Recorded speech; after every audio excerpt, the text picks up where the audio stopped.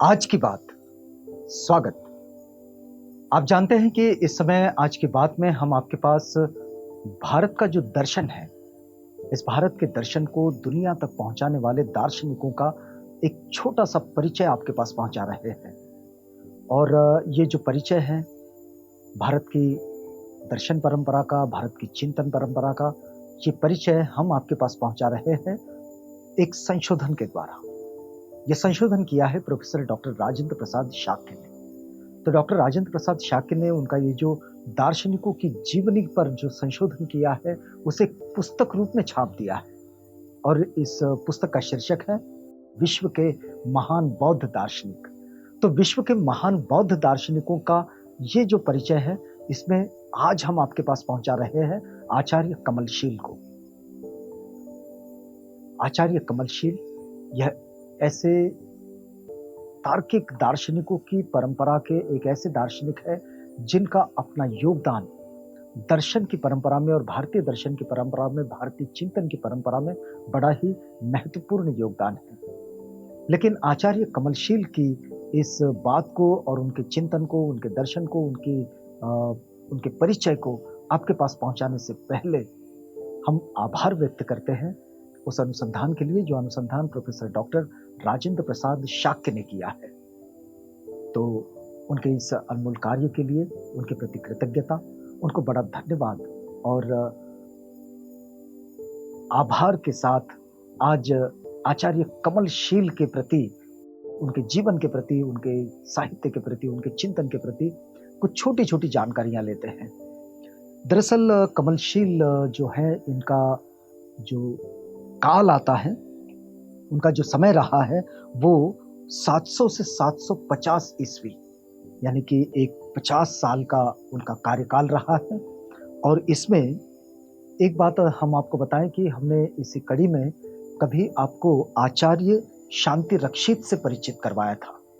तो आचार्य कमलशील जो है वो आचार्य शांति रक्षित के शिष्य हैं। उनके कई शिष्य थे, उनमें से वे एक हैं। और आचार्य कमलशील की जो गणना होती है वो तत्कालीन नालंदा के बौद्ध विद्वानों में अग्रणी रूप से उनकी गणना की जाती है। यानी नालंदा विश्वविद्यालय के जो महत्वपूर्ण आचार्य थे, उन आचार्यों में आचार्य कमलशील एक बड़े ही महत्वपूर्ण और अग्रणी दार्शनिक रहे, आचार्य रहे। कमलशील जो है, उन्होंने दिंगनाग की प्रणाली का उत्कृष्ट उद्घाटन किया है, क्योंकि जो तार्किक दार्शनिक आते हैं ये दिंगनाग की परंपरा से आते हैं, आचार्य दिंगनाग की परंपरा से। तथापि वे माध्यमिक एवं हृदय से धार्मिक व्यक्ति थे। दो तरह की बात कि वे माध्यमिक दार्शनिक तो थे, लेकिन हृदय से वे एक धार्मिक व्यक्ति भी थे।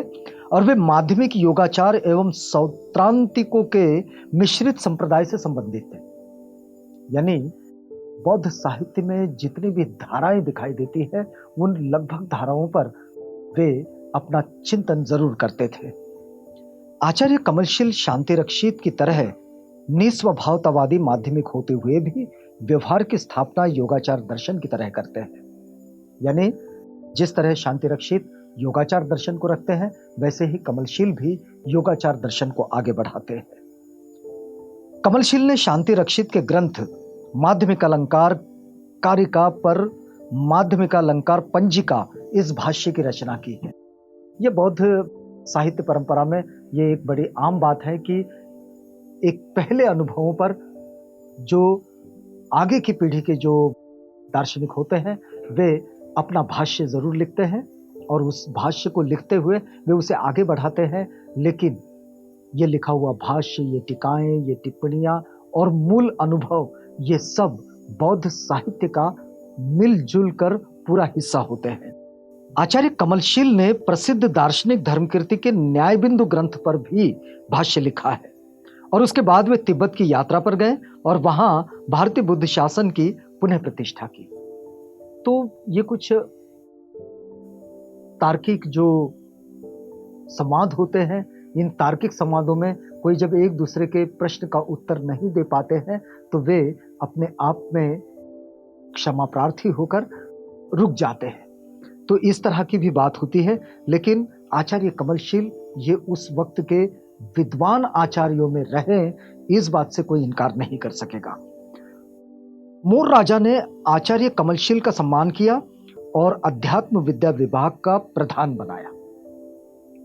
चीन में रहकर कमलशील ने बौद्ध आचार्य नागार्जुन के सिद्धांतों को प्रचारित किया और सर्वास्तिवादी विनय की रक्षा की।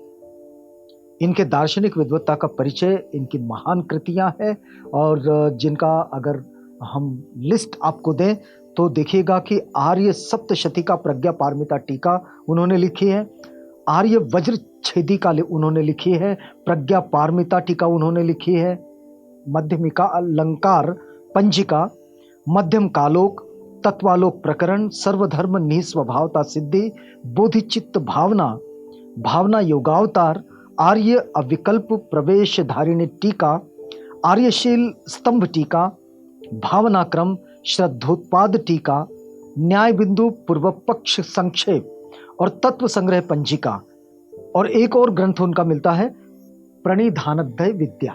तो इस तरह से उनके ये ग्रंथ संपदा हमें दिखाई देती है। कमलशील के चिंतन की एक विशेषता रही है, वे यथार्थ सत्ता की परीक्षा पर बल देते हैं। अगर किसी ने कहा कि ये सच है तो फिर उसको कसौटी लगाओ, ये बात वे जोर देकर कहते हैं। और बौद्ध जीवन शैली की ये खासियत है, विशेषता है। वे बुद्ध वचनों को जब भी व्यक्त करते हैं तो वे कहते हैं कि मेरे शब्दों को कभी श्रद्धात्मक भावना के कारण स्वीकार मत करो। आचार्य कमलशील का यह कहना है कि मेरी बात को आप कभी भी श्रद्धात्मक भावना के कारण मत स्वीकार करो। विद्वानों को उनकी परीक्षा करनी चाहिए, जैसे कि स्वर्णकार 3 विधियों अर्थात अग्नि में तपाकर, स्वर्ण के पदार्थों को टुकड़ों में तोड़कर और कसौटी पर घिसकर परीक्षा करता है। इन शब्दों से यह स्पष्ट हो जाता है कि आचार्य कमलशील ये अपने आप में एक ऐसे तार्किक दार्शनिक है कि जो हर चीज को बुद्धि की कसौटी पर कसना चाहते हैं, और वे इसके लिए विधि भी बताते हैं कि जैसे कोई स्वर्णकार, कोई सुनार, जिस तरह से अगर उसे स्वर्ण की परीक्षा करनी है, सोने की परीक्षा करनी है, तो वे या तो उसको अग्नि में तपाता है, टुकड़े टुकड़े कर उसको काटता है, उसको घिसता है और कसौटी पर घिस कर वो परीक्षण करता है। तो उसको परीक्षण होना चाहिए। कमलशील का यह मत है कि बुद्ध द्वारा कहा गया कोई पदार्थ जब प्रत्यक्ष उपस्थित हो तो उसका सीधे प्रत्यक्ष द्वारा उसी प्रकार परीक्षण किया जाना चाहिए जिस प्रकार स्वर्ण की शुद्धता का अग्नि के द्वारा परीक्षण किया जाता है। यदि पदार्थ परोक्ष हो तो फिर उसका उसी प्रकार सम्यक अनुमान के द्वारा परीक्षण किया जाना चाहिए जिस प्रकार स्वर्ण की शुद्धता की कसौटी के पत्थर पर परीक्षण किया जाता है। यदि वह पदार्थ अत्यंत परोक्ष हो तो उसका विरोध भी अनुपलब्धि द्वारा उसी प्रकार परीक्षण किया जाना चाहिए जिस प्रकार एक आभूषण को, यानी कि जिसे अग्नि की कसौटी पर परीक्षण उपयुक्त न हो तब टुकड़ों में तोड़ दिया जाता है, या जिसके स्वर्ण की शुद्धता की परख हो सके। इस प्रकार जब प्रत्यक्ष, परोक्ष और अत्यंत परोक्ष की दिशाओं में भी जहां उपदेश की अतीन्द्रिय विषय का विवेचन करने वाले विश्वसनीय ग्रंथ उपलब्ध हो, वहां भी उसे हमें विश्वास करके नहीं बल्कि ये मानकर अग्रसर होना चाहिए कि तर्क ही सैद्धांतिक ज्ञान प्राप्त करने का एकमात्र स्रोत है। क्योंकि तर्क जब किसी भी परीक्षण में जब तर्क बुद्धि का साथ छोड़ देता है तो वो अंधविश्वास में बदल जाता है। और इसलिए इस बात को आचार्य कमलशील ने उस वक्त अपनी तार्किक परंपरा का निर्वहन करते हुए बड़े ही जोर देकर कहा है और पुरजोर तरीके से कहा है। प्रामाण्यवाद ये आचार्य कमलशील की चिंतन परंपरा का एक मुख्य विषय है। बौद्ध चिंतन परंपरा में यथार्थतः अर्थात प्रामाण्य एवं अयथार्थ यानी कि अप्रामाण्य को माना गया है, और बौद्ध दर्शन में प्रामाण्य परतः एवं अप्रामाण्य स्वतः माना गया है। आचार्य कमलशील ने अपने दार्शनिक चिंतन में मीमांसा के प्रामाण्यवाद की विस्तृत समीक्षा की और प्रामाण्य परतः की स्थापना की। कमलशील का कहना है कि ज्ञान का प्रामाण्य उनके कारण दोष रहितता पर निर्भर होता है। जब हमें कोई ज्ञान होता है तो उस समय हमें उस ज्ञान के कारण कोई दोष दिखलाई नहीं देता है, किंतु ज्ञान का ज्ञान एक बात है तथा उसके कारणों के दोष रहित ज्ञान एक दूसरी बात है। यानी बड़ी सूक्ष्मता से तर्क की कसौटी पर कसने वाली बात यहां आचार्य कमलशील कहते हैं। कमलशील मीमांसकों से प्रश्न करते हैं कि उनका स्वतः से क्या तात्पर्य है। क्या उसका यह आशय है कि प्रामाण्य नित्य है अतः उसके कारण की आवश्यकता नहीं। कमलशील तर्क करते हैं कि अर्थ क्रियाकारित्व में वस्तु की क्रिया उत्पन्न करने की शक्ति है और जो वस्तु से भिन्न नहीं हो सकती, इस शक्ति के अभाव में वो वस्तु ही सत्वहीन हो जाएगी। तो अपनी बात को बड़ी जोर देकर वे सामने रखते हैं और फिर वे कहते हैं कि ज्ञान की कसौटी पर, प्रज्ञा की कसौटी पर, तर्क की कसौटी पर वो चीजें जो अपने आप को सिद्ध करना चाहती है वो सामने दिखे। यदि वो कसौटी पर खरी उतरती है तो फिर वो है, और अगर वो कसौटी पर खरी नहीं उतरती तो फिर वो नहीं है। आगे वे कहते हैं, देखिएगा, कि यदि इस शक्ति को ज्ञान से अभिन्न माने तब प्रामाण्य स्वतः नहीं हो सकता, क्योंकि ज्ञान नित्य नहीं है, वो अपने कारणों से उत्पन्न ज्ञान होता है, वो अपने कारणों से उत्पन्न होता है। और इसलिए कमलशील प्रामाण्यवाद के संबंध में स्पष्ट लिखते हैं कि प्रत्यक्ष अनुमान तथा अभ्यास दशापन्न ज्ञान में प्रमाण स्वतः सिद्ध होता है।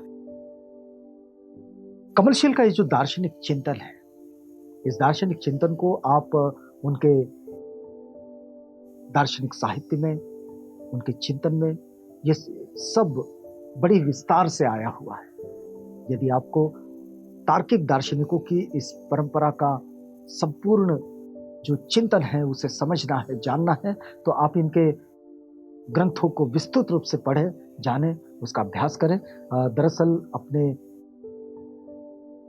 तर्क की कसौटी को और अपनी तर्कशीलता को विकसित करने का यह एक अच्छा मार्गदर्शन भी है। कमलशील के दार्शनिक चिंतन में असत नामक कोई तत्व नहीं है जिसकी उत्पत्ति हो सके, किंतु यह कहना कि असत से उत्पत्ति होती है यह काल्पनिक व्यवहार है। उत्पाद क्षणमात्र अस्थायी होता है और पूर्वापर कोटि का प्रयोग उसके विषय में नहीं हो सकता। तो कमलशील का जो उत्पाद का ये लक्षण है परतः प्रामाण्य के समर्थन में ही प्रतीत होता है, और इस तरह से प्रामाण्यवाद को स्थापित करने के लिए जितना भी उनके पास में अनुभव था उसको अपने चिंतन में लाकर उन्होंने अपने दर्शन में उसे विकसित किया है। तो आचार्य कमलशील का ये एक छोटा सा परिचय हमने आज की बात में आपके पास पहुंचाया। यहाँ रुकते हैं क्योंकि ये वक्त पूरा होता है। अगली कड़ी में फिर मिलेंगे।